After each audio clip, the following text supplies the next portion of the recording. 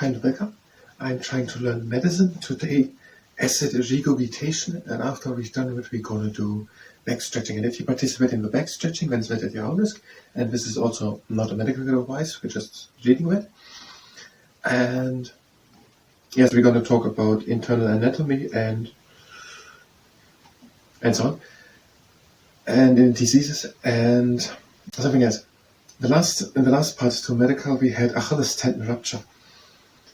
And the Achilles tendon is here, and that can rip, and that's a problem.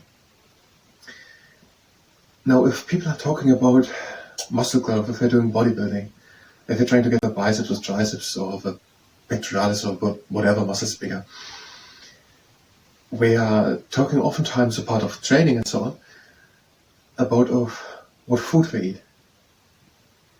Now, and I noticed that I've never read to anything about a tendon or also a muscle tear or complete rupture, like the Achilles tendon rupture. I never heard that if it's talk about that treatment where anyone mentioned something about food.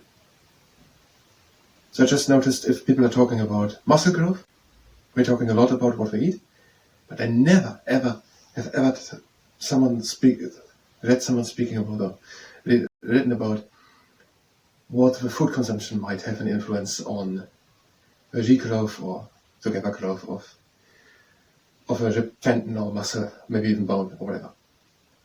Okay, now acid regurgitation.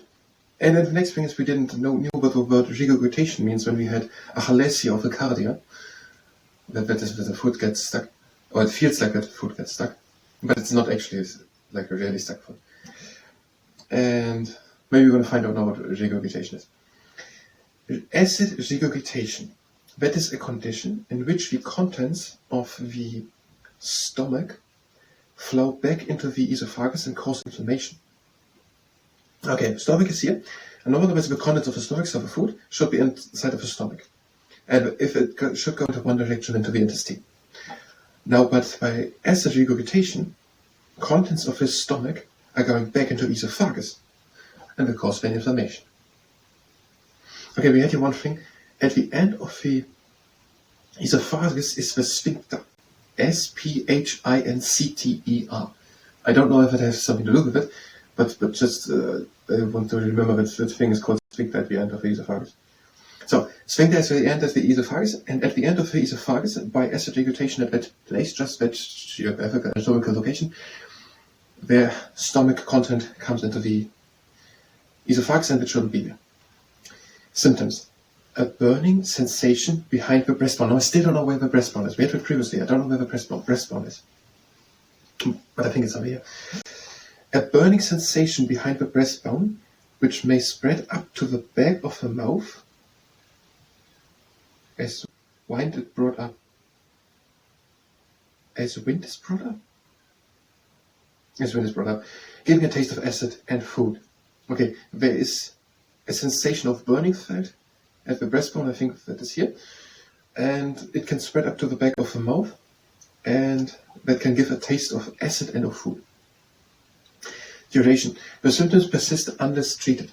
Okay, if it's not treated, it persists, we say. But I want to add at that place again that this book is around 40 years old. So I take with a grain of salt that it is persistent if it's not treated. But it sounds so permanently so, really forever. And I'm not sure if it's really a thing which lasts over years. Whatever. Causes. Lax muscles at the lower end of the esophagus, food pipe, where it joins the stomach. They allow acid to flow back up from the stomach. Okay, the muscles at the end of the esophagus are too lax, and that allows the acid from the stomach to go into the esophagus. We know that in the esophagus there's a muscle ring called sphincter. Maybe that is the thing, which makes a problem. Overindulgence in food or drink. Overindulgence. Does it mean to eat too much? I don't really understand the word overindulgence. Whatever. Overindulgence in food or drink. Next thing. Wearing tight corsets and belts. That is interesting. And certainly also some sports like boxing, if you get this hit into, I don't really know if it is fair play to do it. Okay, we're saying wearing tight corsets and belts, and probably also seat belts. Okay, we're saying the clothing or whatever, just pressure from the outside can cause it also. Bending down or lying flat tends to force food from the stomach backwards into the esophagus, with consequent aggravation of symptoms. Okay, to bend forward and also to lie flat on the floor can lead also that it comes. Okay, we're having four main causes. One is that the muscles at the esophagus are not strong enough. And next one is overindulgence, whatever it means, of food and drink. And then two basically forces from the outside, bending forward, lying flat, or a corset or a belt. And here we want to add there are probably more things. I don't think it is, no, the only biological thing here named is lax muscles at the end of the esophagus. I don't think that's the end of the story. There has to be something more, there have to be more biological reasons than just lax muscles at the end of the esophagus. Complications. Peptic or reflux esophagitis. The leaning of the esophagus is not suddenly the esophagus. Did I read something wrong? Is it the whole time esophagus? No, esophagus. Okay, it's the whole time esophagus. So whenever I said esophagus, it was the esophagus. Is it the same thing? Just another word? Okay, there is here written esophagus, it's written with an O, but I'm pretty sure it is either the esophagus or it's pronounced esophagus. Whatever, I think we're talking more or less about the same thing. Okay, there's esophagitis. That can be peptic and it can be reflux esophagitis. The lignin of the esophagus becomes inflamed and then ulcerated by the action of stomach juices. Whatever. The acid of the stomach makes problem at the esophagus. It acids around there, and it can cause peptic or reflux esophagitis, and that doesn't sound good, whatever it is. The next complication is stricture, narrowing. Okay, stricture means narrowing of the esophagus may eventually result. Okay, the esophagus can get narrower. What would be the complication of that? Okay, and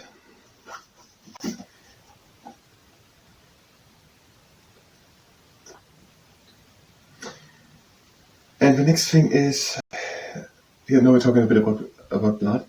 Is another problem can be bleeding, usually a slow loss resulting in anemia. So anemia, whatever it is, it has something to do with blood. No, it can result in anemia. It could be something completely different. Anemia, it can result in anemia, that little loss of blood. Treatment in the home. Do not wear tight clothes or corsets and avoid bending forward. Try to bend only at the knees. That is interesting, maybe we could actually think about it. Bend at the knees. Okay, bend at the knees is meant, not to bend forward. Maybe we can look into that and actually try to find, so I think keep your eyes and ears open to find if they can find some people telling how it actually can be done.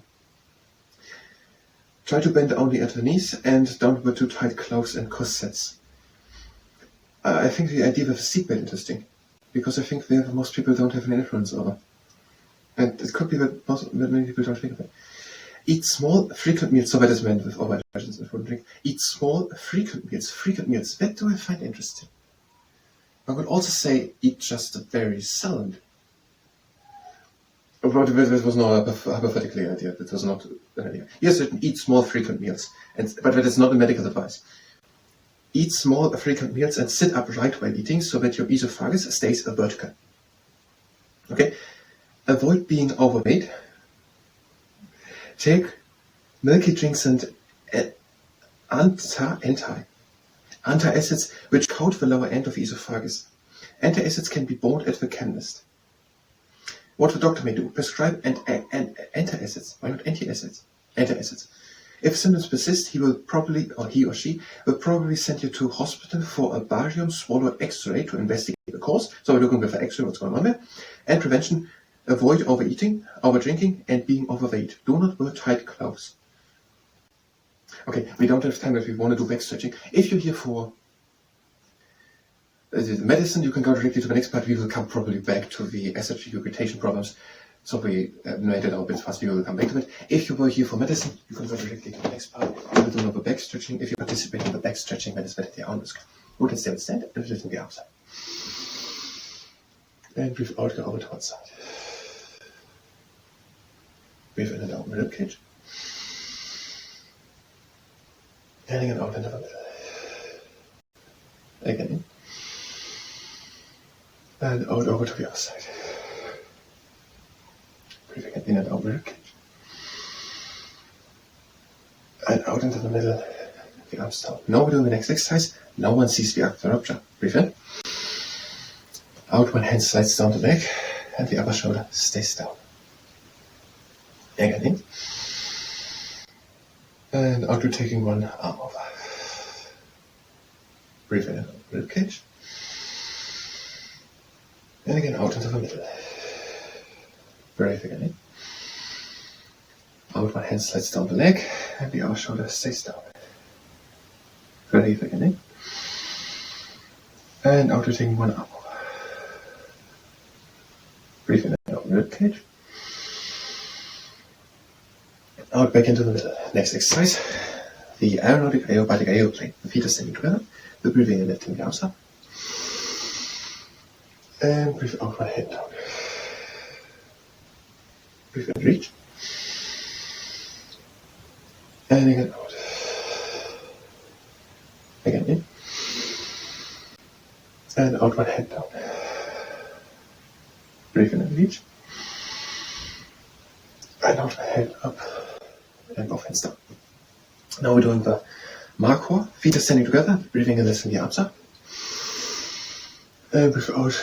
Bring the arms down and up the chest to the sky. Breathe in, lift the arms up. Or cross the arms, intertwine the fingers at each side. And breathe out, reach in front. Hollow the back. Again in and out.